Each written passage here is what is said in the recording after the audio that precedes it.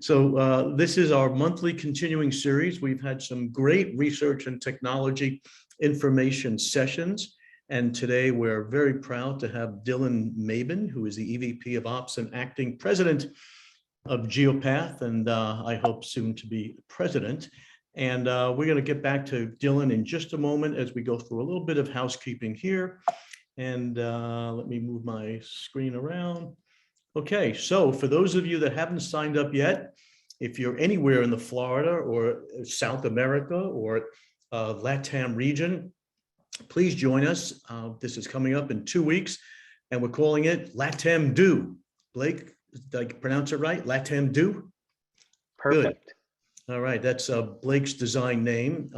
He's copywriting it, LATAM Do, and we're lucky to have Claudia Damas, who many of you may have known from her previous life at Kinetic, is now CEO and partner at Altamark, and they run a lot of business in America and Mexico and Brazil and Latin America. And she is going to be chatting with her client, who's in charge of all planning and acquisition for media at Google, Ana De Leo Arriba, and then starring from Hivestack, Carla Del Valle. And she is the VP of sales for Latin America. And it's going to be a great session. And it's going to become Miami week for Do, Latin Do, digital out of home. So please join us. Reach out to the email here.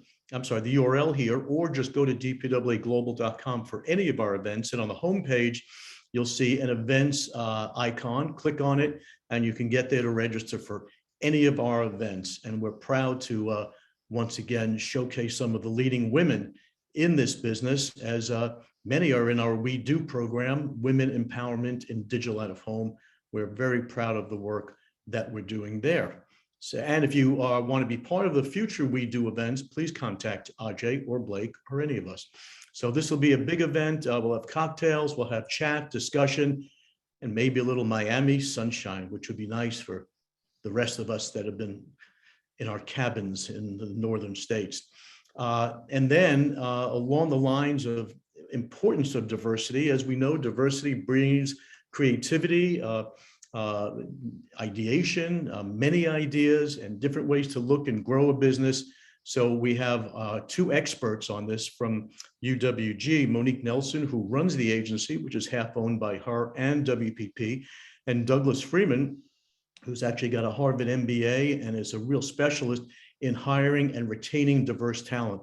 This is critical for our industry. As you hear me repeat all the time, we need to bring more flavor, more ideas, more perspectives into the industry, and that is what grows businesses. So in terms of helping to recruit diverse talent and retain diverse talent, please tune in 11 o'clock on April 26th. And if you need any information, once again, go to our website or contact your DPAA representative. And then please register as well for members. Members are coming free. So this is a wonderful event. The Canadians are the nicest people in the world. And we've got one of the nicest and smartest guys that I know, Kevin Johnson, affectionately known as KJ. He's a CEO of Group M in Canada. Trin is CMO of my favorite men's store, which is a chain of upscale men's stores in Canada. And then Brenda, who we were speaking with this week, who runs all marketing for Visa in Canada. It's going to once again be a great event hosted at our member Cineplex's Scotiabank Theater in Toronto. Please sign up. Members are free, and it'd be great to spend a couple of days in June in Toronto. It's a great city. It's really clean. It's really modern. A lot of great buildings and great people. So join us for that. And then please join us for Cannes Lions this year. Once again, we have put together the DPAA experience, and we have some amazing people that you'll be able to meet and greet with, to sit in our fireside interactive chats. The woman who actually got the Cannes Marketer of the Year award last year, Kathleen Hall, is the Global Chief Brand Officer of Microsoft. Angela is a real rock star, running all marketing for Hyundai. A good old longtime friend, Paul Wilmington, the CEO of Canvas Worldwide. Peter DeLuca runs all media and all creative for T-Mobile. Coming from Wella, the guy who runs all the digital, Chris Chesborough, is coming from Paris. If any of you don't know who the man is, on the lower left corner, you should not be in advertising. But if anybody does not know, the man with the tan is Sir Martin Sorrell, who was knighted for his great success in creating, building, and operating the largest advertising, media marketing, public relations company in the world, WPP. I'll be sitting down again with him, as I did a couple of years ago, the last time Can was active. And we're going to talk about all things in advertising and a little bit of politics, like we always do. There's Monique Nelson again, who runs the longest running multicultural agency. For those of you that haven't checked out the Lumascapes, you have to, please do. It is kind of the worldwide sorting of all media, technology, and advertising businesses created by the Loom Bank and the founder, Terry Kawaja. Justin is the president and CEO of North America for DDB, and actually was born in Europe, and he's an amazing man. Then we've got the man who runs all Miller, Coors, and Molson, 3 brands for North America, and then the chief executive officer of Havas. It's a great group. Please join us. Talk to your representative or email Noah. We've got a good group coming so far, and rooms and slots are going fast for Cannes Lions. And then we're going ahead. Very exciting. This is just a hint. We're not officially doing anything yet, but we will be with our great member Quotient. And a lot of you know Norm Chait and everybody else. And Blake is rah-rahing. Excuse me. We're going to have the Doohy Awards, which is Digital Out of Home Excellence Awards. And there's a little Doohy man there. And we're going to have a lot of fun with this. And you'll be submitting to win these awards. Programmatic companies can submit, hardware, software, media owners, agencies, and we're going to really showcase this. And let me close this up a little bit here to introduce the man of the hour. We have Dylan Mabin. Now, Dylan, he's the EVP of Operations and Acting President. We'd like to see him be president very soon at Geopath. He's been there for about 16 years, starting with TAB, or the Traffic Audit Bureau, which was the genesis of this. In fact, it's, let's see, I think it was founded in 1933 originally, and it is the not-for-profit organization that provides industry standard audience metrics for the out-of-home industry. Geopath, I should say, powers a smarter out-of-home marketplace through its state-of-the-art audience location measurement, its deep insights, and innovative market research. We're going to hear today how Dylan and his team have integrated place-based media into its impression variation dashboard, which is a component of the Geopath Insight Suite. So Dylan, I'm so excited to have you here today. Please take it away. It's all yours. Great, thank you, Barry, and thank you all for coming to this event today. It's been great to see so many familiar faces.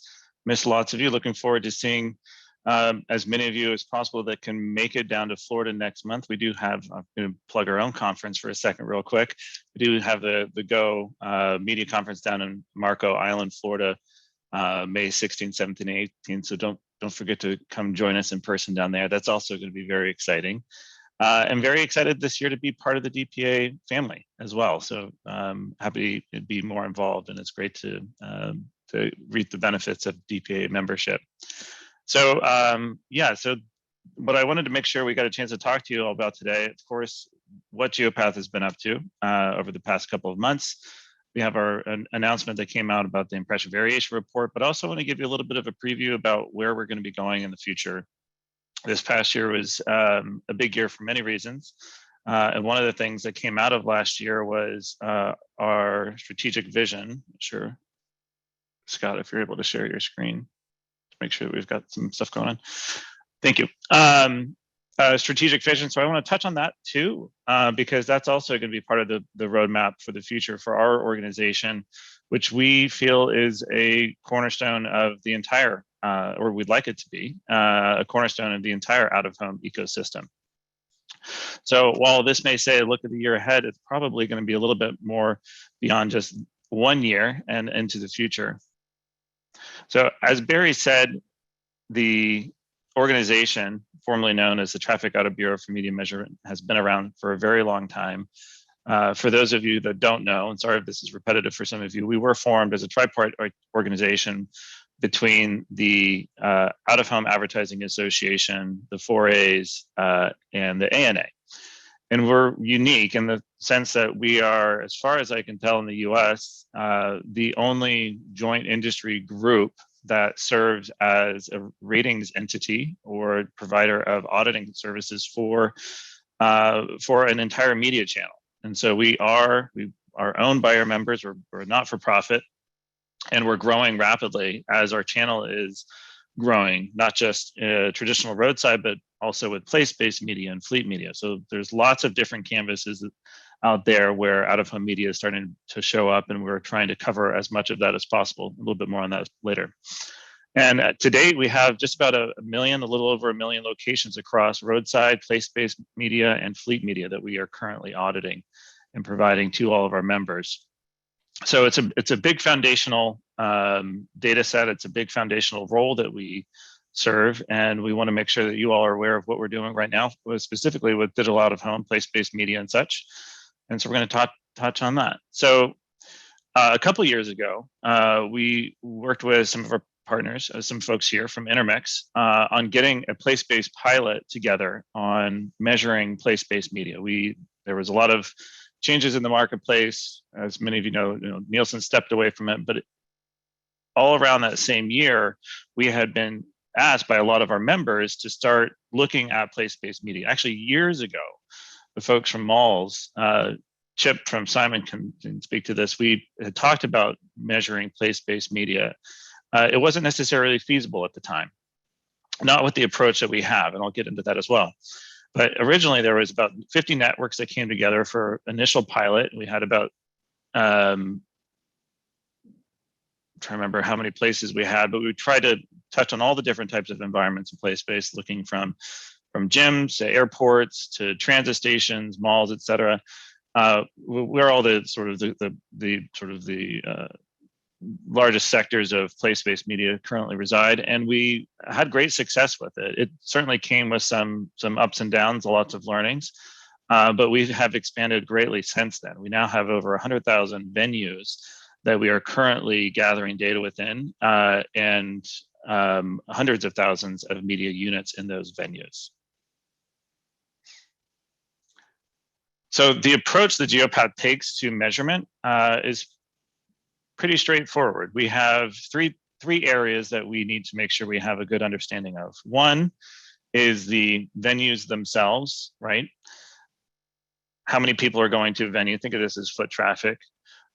We also need to understand where within the venues the frames are located, or the advertisement, the out-of-home placements are located. So we know, okay, what percentage of people that are going into that venue are actually going to have an exposure to the particular screen.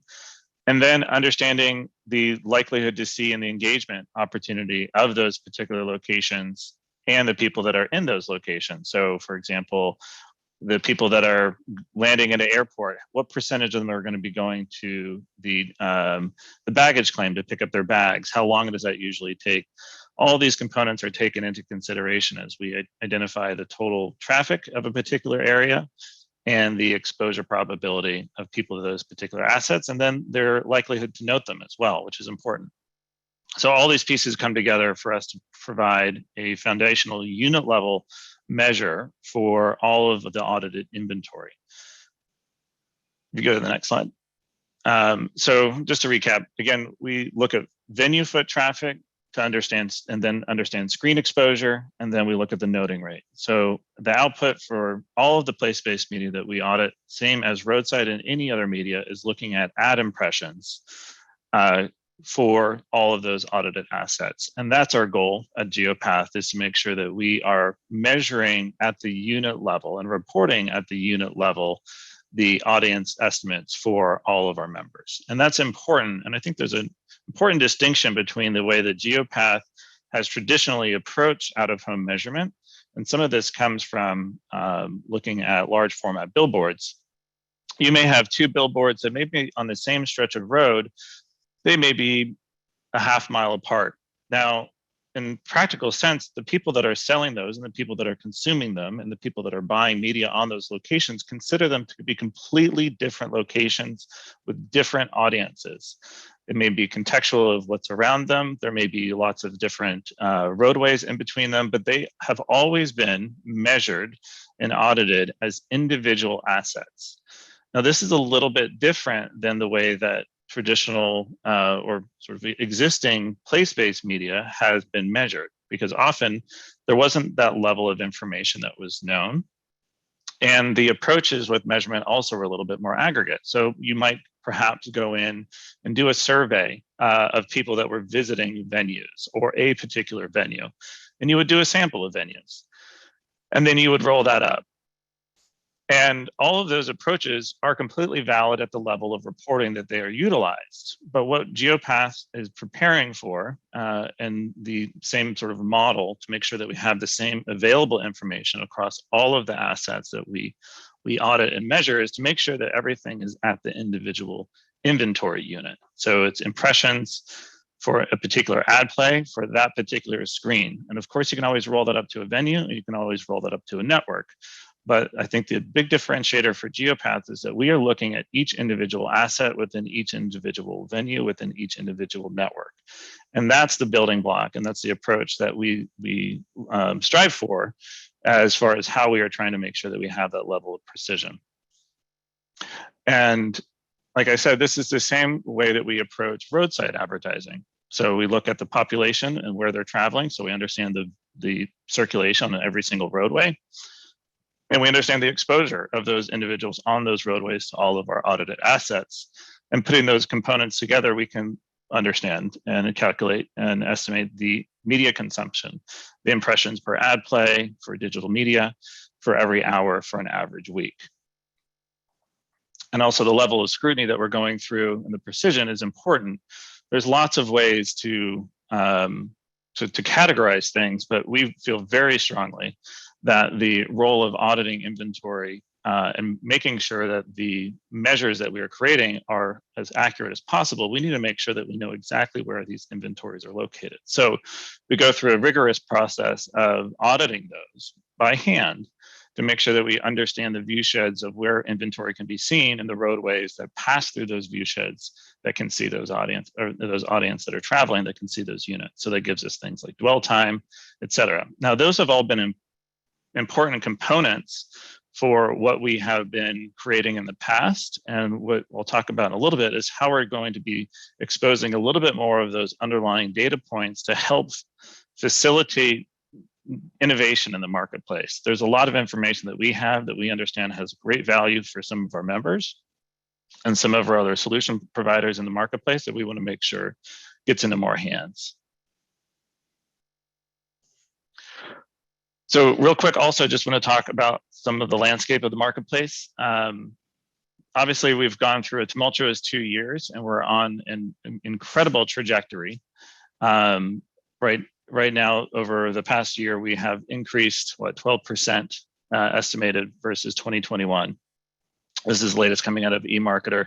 And then going back to a very consistent year-over-year increase. And our goal at GeoPath is to do whatever we can to make sure that that percentage is greater than 2.5% year-over-year. Because we feel, as do many of our members, that out-of-home media as a larger media channel is greatly undervalued. And we are starting to have the data points now, and some of this is coming out of the learning of what we've been exploring over the past 2 years to prove the value of out-of-home. And one of the things that has been driving this vision that we have went through over the past year is that throughout the past 2 years, the conversation and the needs of marketers has been less focused of what do I think is going to happen. And the question has changed from what's going to happen to what's happening right now. So the need for more real-time observed data is and has been as important as it has ever been. We always knew that this was going to be something that we needed to prepare for, but the urgency and sort of the pandemic served as a catalyst to make sure that this was a priority.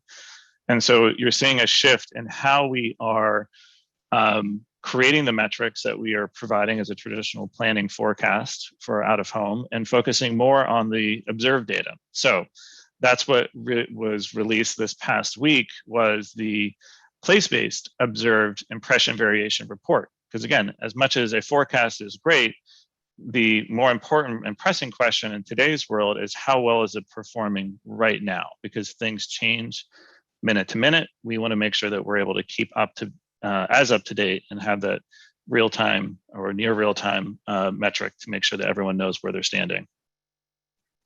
So if you look at some of the things that we've observed, again, this is aggregated at a monthly level by market because this is a little bit easier to consume. But you can see in some markets, there's been completely returned to pre-pandemic levels. And again, this is some fantastic data coming from our friends at Intermix, being able to look at miles traveled, personal miles traveled year over year over year. Now, Springfield has recovered completely. And you saw also throughout 2020, it recovered early on. But then if you look at other markets, they're still going through a lot of changes. Everyone is sort of in flux still in some of these markets, obviously very close to where we had been, but the time spent and where people are traveling is drastically different.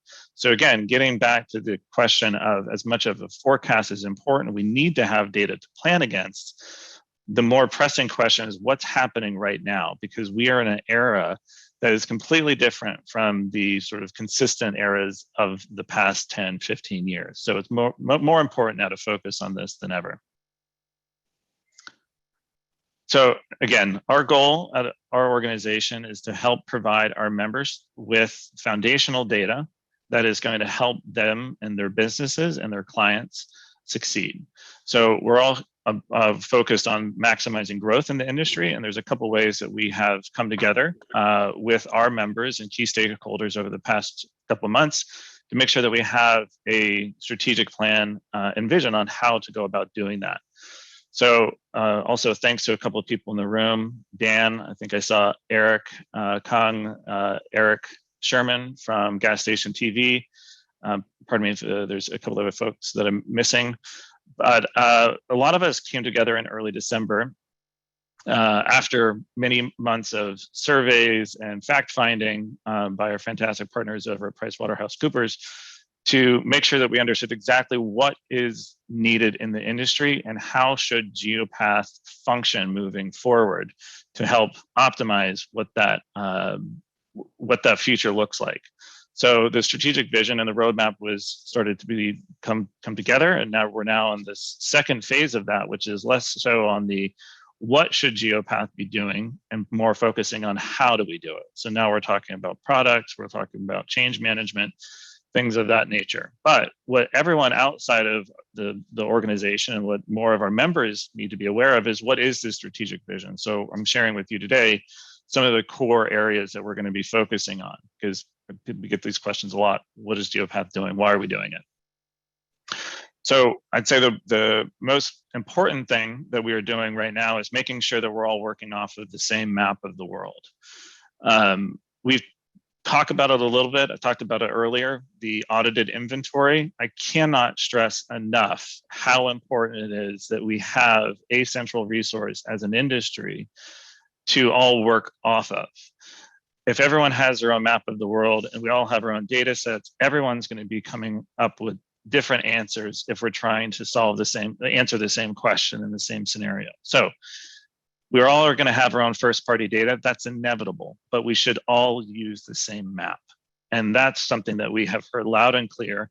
And so as we are expanding not only our footprint of existing or capabilities of our existing audited inventory database, also expanding it to more place-based venues, expanding it to fleet media. And fleet media has also gone through an incredible transformation over the past couple of years by not just having dynamic media that you could put advertisements on wrapped vehicles, but now you have digital screens. So the digital screens and the ads are changing as the vehicles are moving around. So there are dimensions of needing to keep track of what inventory is where and when. That is a lot for any single organization to do. And what we heard loud and clear and sort of the mandate that we've been given by our members and with this vision is Geopath needs to be that entity. And so if you think about this, about more like an open source project. We want to have much more collaboration and feedback between our members of things that they understand about their inventory or about inventory of media operators that may not be Geopath members. We want to have a very comprehensive map of that world. The other thing is about those inventories and the relationship with the areas where they can be seen. We want to share more attributes with our members. Now, traditionally, we have reported impressions, reach, and frequency, but there's a lot of other information behind the scenes, like dwell time, speed of vehicles, all of those things, proximity, distance. We keep track of all that. That's all part of the equations and the inputs when we are calculating impressions. But we don't necessarily, and haven't in the past, exposed all of that. Now, it's a lot of data, and that's going to require a lot of education. But if you are doing attribution, if you are trying to understand the right type of advertisement to put on a particular screen because the dwell time is 15 seconds versus an hour, this is incredibly important information. So sharing view sheds, sharing dwell time, sharing more of that data is going to be something that we are working toward. Again, building a more comprehensive and a more functional foundation for everyone in out of home to work with. The second one gets down to the impressions, right? The media consumption.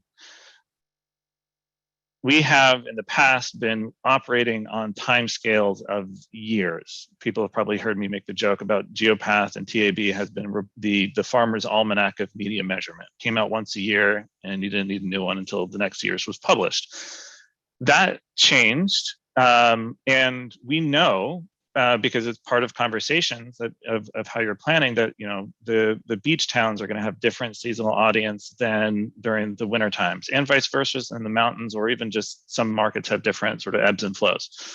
So we've been working toward this, but with the sort of the upheaval of the pandemic, we also had a chance to reevaluate the source data that we are utilizing to create these forecasts. So in the core products of what Geopath and the function that Geopath is going to be doing, we want to continue to move towards more granular forecasting and think of it more like a rolling forecast. So more granularity within the forecast, but updating it more often rather than just an annual average once a year. The other thing is to focus down to the individual media unit.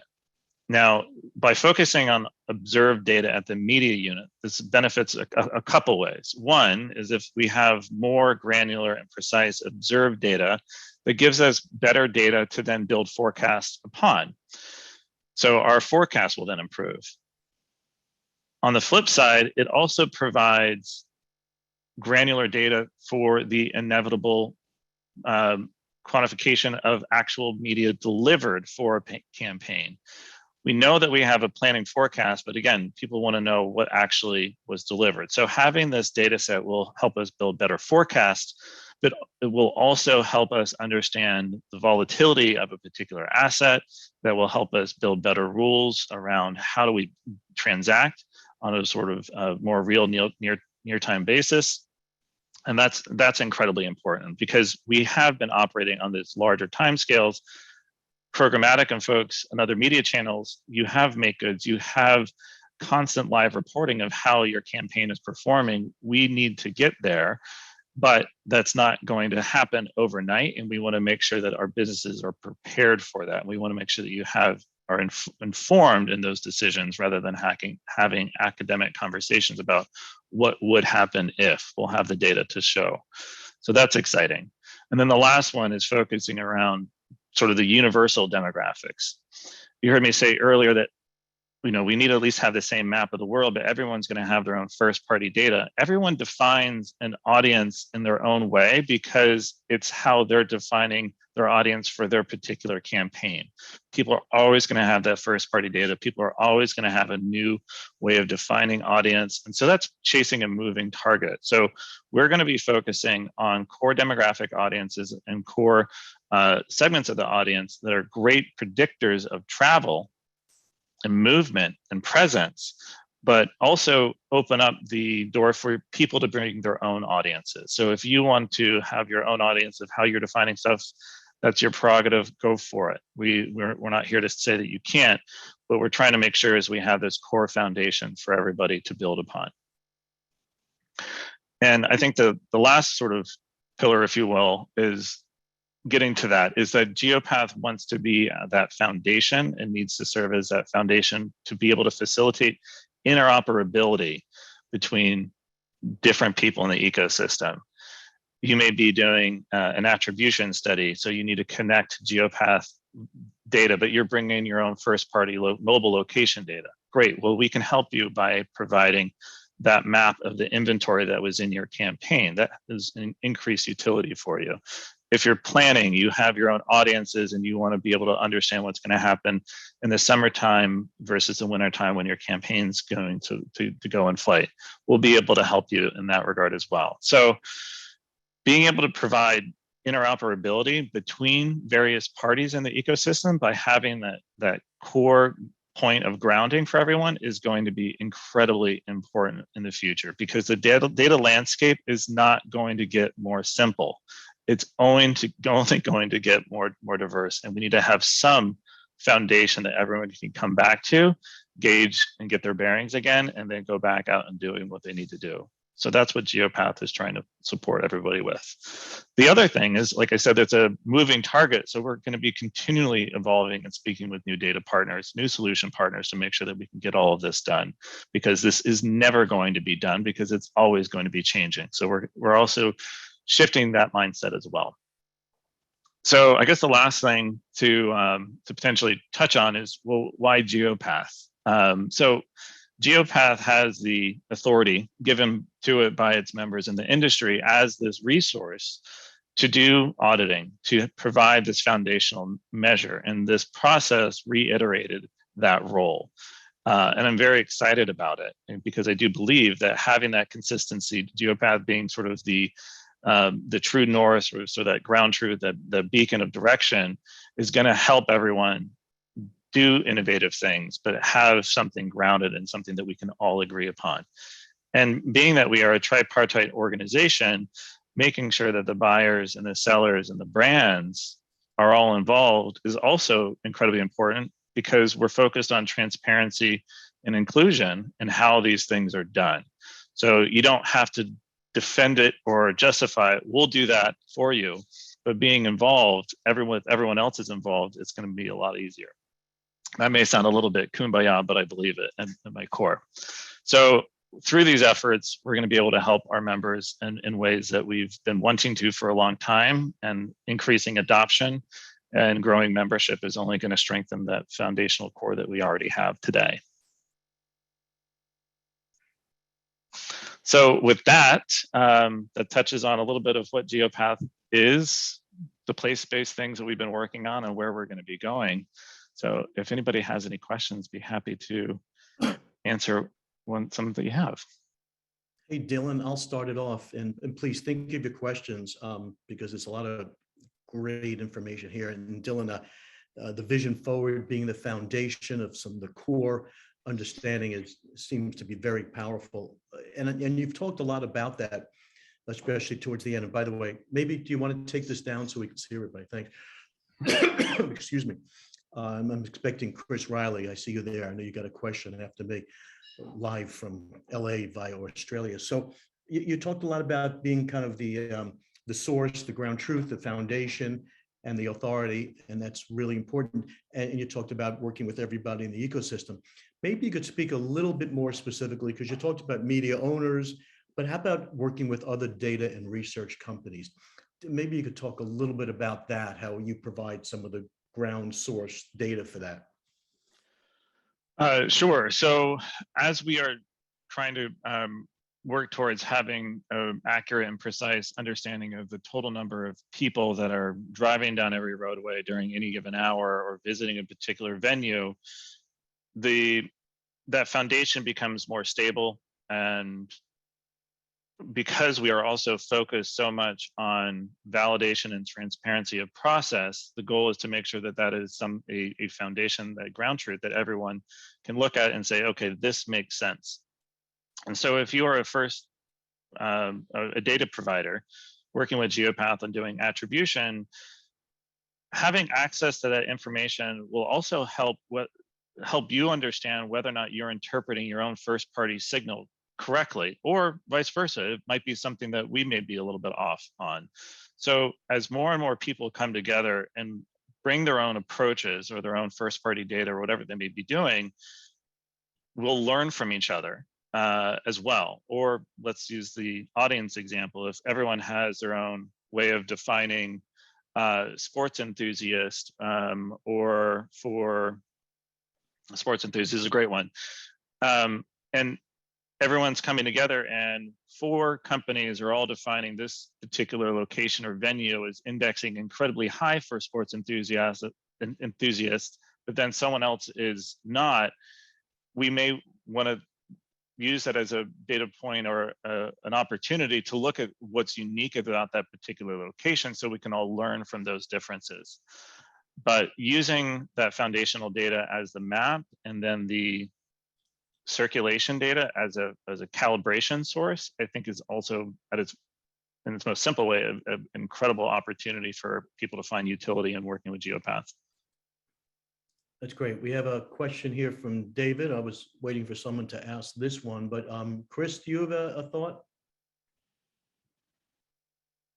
You're on mute. Yeah. Barry, Dylan and I had the pleasure of 45 minutes earlier this morning on some stuff. So yeah, look, we've been involved in the process. I think the reality is that as this media starts to segment out with a variety of different technologies available, static, motion, different types of movement, the ability to collect first party data, then this whole thing evolves. And again, we've been speaking to Dylan and his team around that. But I don't have any specific questions. That was a great presentation. The critical factor is the question coming behind. So I'll lead David or Barry, you can read that out. Yeah, so we were but waiting it's for good this. as a strategy. That's the key thing. Thanks, Chris. So Dylan, likelihood to see, opportunity to see. Go for it. Where are you sitting on this one? Why not both? They're both valuable. All metrics are valid. It depends on what you're trying to do with them. That is where value comes from. A metric is a metric.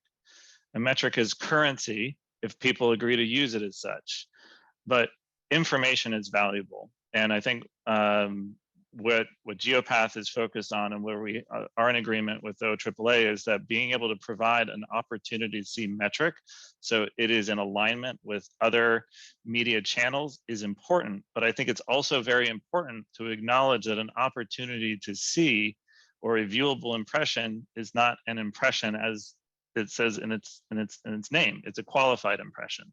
So working with the MRC, working with the OAAA on better definitions of those metrics, I think is going to be incredibly important. But just like I was saying, we are going to be providing more information around view sheds and dwell time, sharing traffic, sharing opportunity to see, sharing likelihood to see impressions. All of those 3 numbers are all incredibly important. And so I don't think that there is one number that we need to say this is the only number. I think we need to provide all of the information that we can, clearly define what it is quantifying, and make sure that we provide clear guidance and education on what to do with it. But what you do with it for your particular purpose and how you value that metric is client to client, business to business.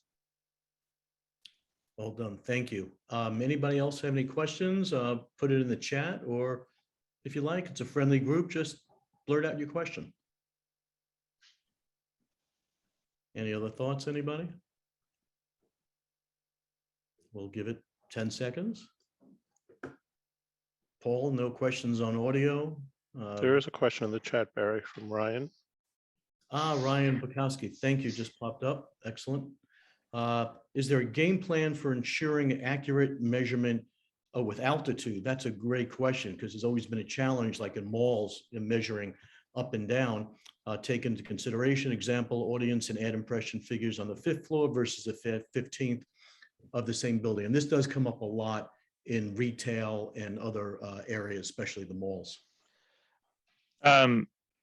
Yeah, this is incredibly important. And this also gets into sort of the limitations of some of the signal data that we even have access to today. It's part of one of the reasons why we believe very strongly that looking at mere proximity from an instantaneous observation of a device is insufficient for roadside media, because people are on roadways because they're moving from points to points. So it's through the network that is important, which is one of the reasons why we go through such a rigorous exercise of understanding the pathways that people are traveling along through those view sheds, so that we can make sure that we're not capturing the incorrect signal or the incorrect circulation to credit for an audience.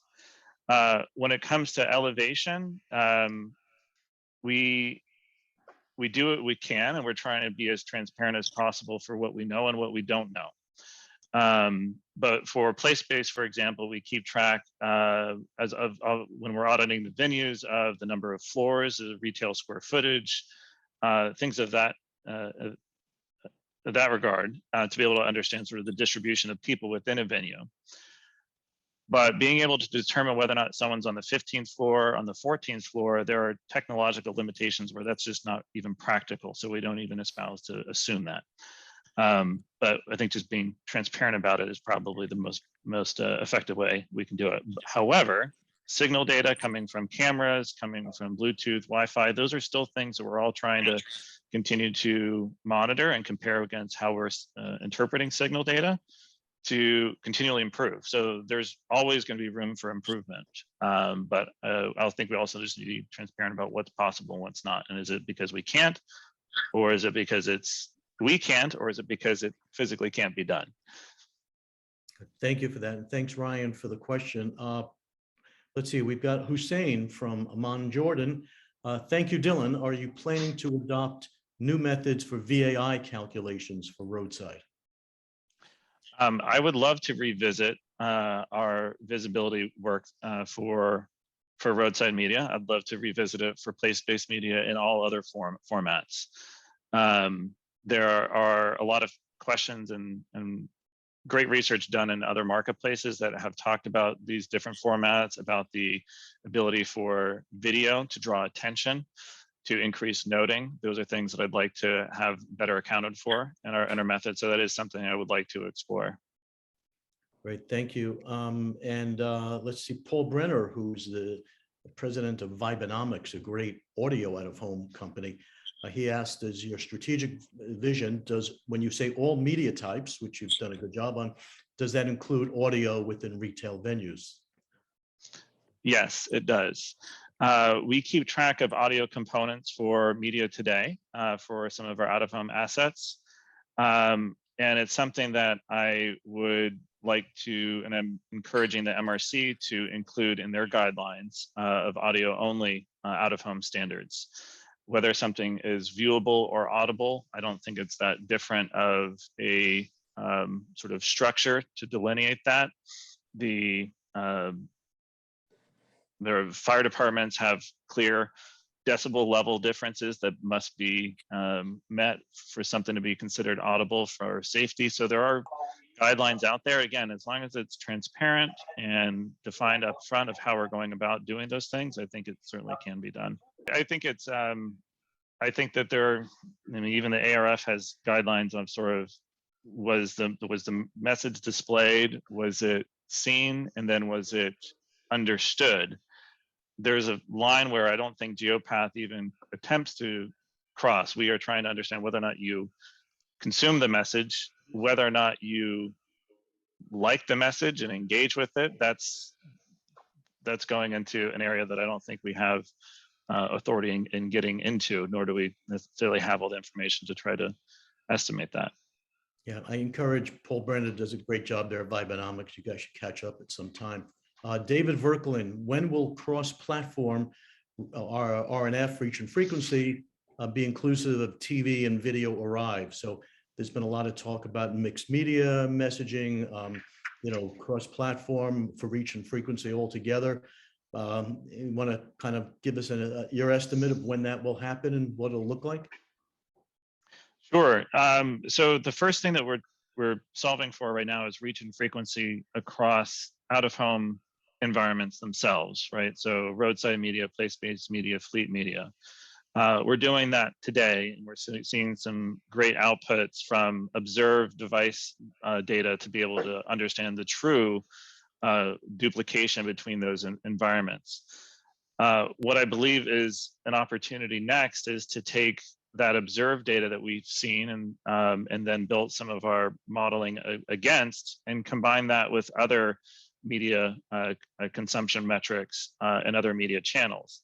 Whether or not that's Geopath's responsibility, I don't think that that's necessarily something that we need to take on, but it's certainly something that we could work with research partners, solution partners to help facilitate and encourage that to happen. But if that device level data is available and the opt-in authorizes the use to do that cross-media measurement, then I think, yeah, that's not too far off. Great. I see we've got all the great research minds on this call. I always like to point out and embarrass one of the more brilliant ones, Eric Sherman. Good to see you, head of research, lots of other stuff at GSTV. How are you, Eric? I'm great. I'm great. Good. What do you think? What do you think of this? Any comments? Well, it's nice to see Dylan. Thanks for joining us, Dylan. I'll throw you a softball, Dylan. The new data that you announced today, the place-based venue reporting, I was curious if that data includes only those venues with existing media, or if it would include all activity at all those venue types. It includes just the venues where we are currently covering media, because it is intended to be used as an impression variation against what we have forecasted for those venues. And so we're only measuring those where we have our footprint. So yeah, so it's limited to Geopath member inventory footprints. Perfect, thank you. Interesting, Eric, almost like a rating versus a share in a way. You know, what is the universe that you're measuring at the time? It's an interesting question. I think we got one more here. And by the way, the list you saw for the Cannes Lions trip is just preliminary. We're going to have others. Dan Levy says, great call. Another great research and marketing mind. Dan, good to see you. And thank you for being here, buddy. Thanks, Barry. Thanks, Dylan. Great call, everyone. Appreciate it. I got to run. Take care. Anybody else have any other questions? Actually, he just told us he got a run, but in his message, he says he's got to fly. Flying and running, they're both good. Okay. Well, Dylan, thank you so much. Scott Fichetti's been on. Appreciate all the great work that Geopath is doing. And, you know, let's keep all the information coming. And thanks for your excellent work here as a core foundational element of the industry. Thanks, Dylan. Thank you, everybody.